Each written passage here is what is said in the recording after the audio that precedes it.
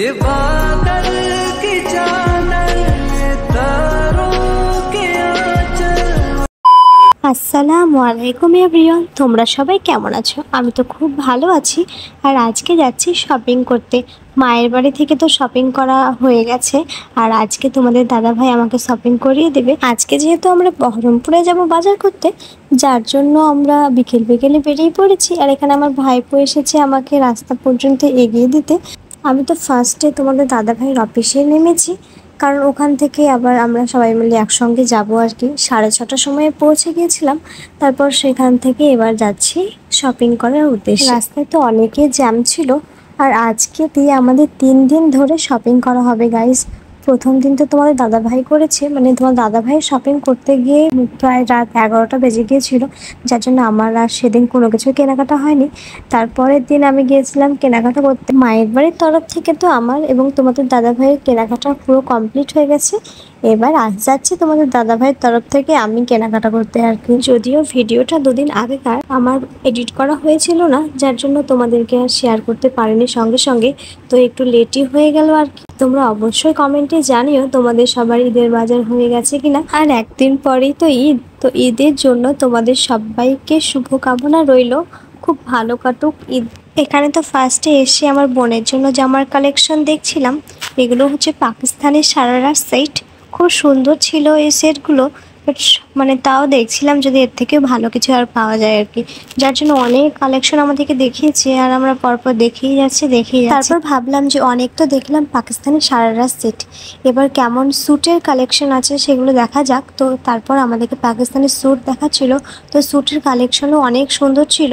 তো যাই হোক, আমার বোনের জন্য স্যুট নিইনি, পাকিস্তানি সারারা সেটই নিয়েছি। যদিও মানে সমস্ত জামাগুলোই ও ট্রায়াল করে দেখেছে যে কোনটা সুন্দর লাগছে, ওকে মানাচ্ছে কেমন। তো সেগুলো চেক করার পর সব থেকে দেখলাম যে সারারাতে বেশ ভালো মানাচ্ছে, যার জন্য ওর জন্য তো সারারা নিয়েছি। তো তোমরা দেখো এর মধ্যে কোনটা সব থেকে সুন্দর লাগছে আর কি। এবার তো আমার বোনের জন্য হলো, এবার আমার জন্য যে কী নিব সে বিষয়ে আমি পুরো কনফিউজড হয়ে গেছি গাইজ। ফার্স্টে তো আসলাম, তখন ভাবলাম যে পাকিস্তানের মধ্যে কিছু একটা নেব। তারপরে ভাবলাম যে না, মা বাজার করিয়ে দিয়েছে, সেখানে তো পাকিস্তানি নিয়েছি, আবার পাকিস্তানেই নেব।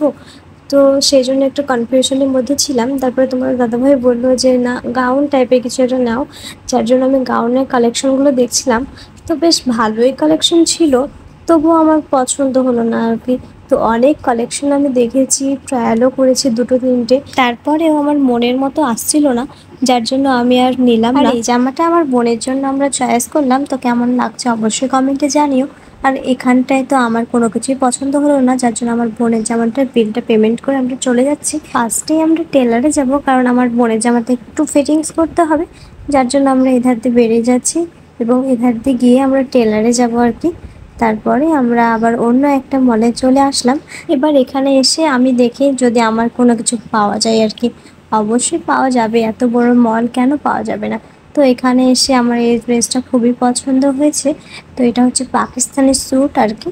তো তোমরা অবশ্যই কমেন্টে জানিও কেমন লাগছে। যদিও এটা ফিটিংস করা নেই, কিছু করা নেই, ঢোলা ঢালা আর কি। তো আমরা এটা চয়েস করলাম, এবার এটা প্যাকিং করা হচ্ছে।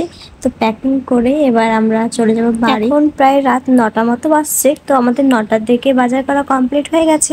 এই যে জামাটা চয়েস করলাম, এই জামাটা চয়েস করতে গিয়ে কত যে কালেকশন দেখেছি কি বলবো গাইজ। মানে অপরতলা থেকে নিচতলা, নিচতলা থেকে অপরতলা, এরকম একটা ব্যাপার। তাও কোথাও কোনো কাউন্টারেই পছন্দ হয় না কোনো জামাই। যেমন এই জামাটা আর কি, ডিজাইনটা খুবই সুন্দর, খুবই ভালো লেগেছে। বাট কালারটা যদি অন্য পেতাম তাহলে আরও একটু ভালো হতো আর কি। বাট কালারটা এই একটাই কালার অ্যাভেলেবেল ছিল, যার জন্য এটাই নিলাম, কারণ অন্য কিছু আর ভালো লাগছিল না তাই। তো আমাদের বাজার কমপ্লিট হয়ে গেছে। বাইরে প্রচণ্ড বৃষ্টি হচ্ছিল, আর বৃষ্টির কারণে আমরা আটকা পড়ে গিয়েছিলাম, যার জন্য বৃষ্টি একটু থামতেই আমরা বেরিয়ে গেছি। তো অনেক খিদেও পেয়ে গেছিলো, যার জন্য আমরা খাওয়ার জন্য হোটেলে ঢুকলাম আর কি। আমাদের চুল তো প্রায় ভিজেই গেছে, হালকা বৃষ্টি হচ্ছিল যদিও, তবুও আস্তে আস্তে অনেকটাই ভিজে গেছিলাম। তোমার দাদাভাইও পুরোটাই ভিজে গেছিলো। তো আমি বললাম যে ওড়না দিয়ে একটু মুছে নাও, তো তোমার দাদাভাই ওড়না দিয়ে একটু মুছে নিল আর কি। রাস্তায় হালকা বাতাস আর বৃষ্টির কারণে প্রচণ্ড শীত করছিল গাইস, কি বলবো। আর এখানে আমরা তরকা রুটি অর্ডার করেছিলাম, আর সেটাই চলে এসেছে। এবার আমরা খেয়ে নেব। বাইরে যে হালকা বৃষ্টিটা হচ্ছে সেটাও খেতে খেতে কমে যাবে, তো সেটাই হলো।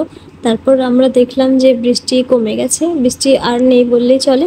তো এবার আমরা বাড়ি চলে যাচ্ছি। রাস্তা দেখে তো বুঝতেই পারছো গাইস, ভীষণই বৃষ্টি হয়েছে আর এতটাই রাত হয়েছে, গাড়ি চলাচলও তেমন করছে না। দেখে মনে হচ্ছে যে লোকাল রাস্তা দিয়ে যাচ্ছে, যদিও এটা রোড রাস্তা। অবশেষে বাড়ি চলে আসলাম এবং এসে ফ্রেশও হয়ে নিলাম। তোমরা সবাই ভালো থেকো, আজকের ব্লগটা এই পর্যন্তই।